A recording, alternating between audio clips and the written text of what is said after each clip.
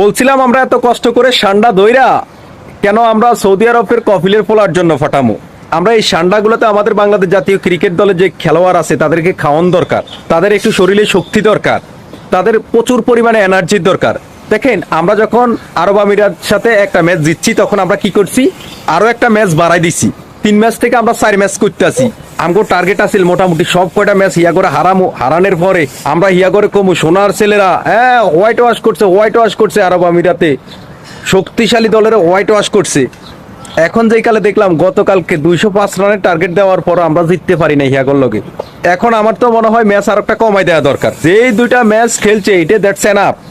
কারণ এরপর আর ম্যাচ দরকার নাই। পরবর্তী ম্যাচগুলো যদি বাংলাদেশ না জিততে পারে তখন লজ্জাজনকভাবে ওখান থেকে যেন আসবো বাংলাদেশের সোনার ছেলেদেরকে ওই বিমানবন্দরে ফুলের তোড়া না দিয়া তাদের হাতে একটা একটা সান্ডা ধরাই দেওয়া দরকার। সান্ডা খায় তাকে হাতের যে বাম্পার টাম্পার আছে এটি স্ট্রং করা দরকার। এছাড়া তো ভালো লক্ষণ আমি দেখতে আসি না।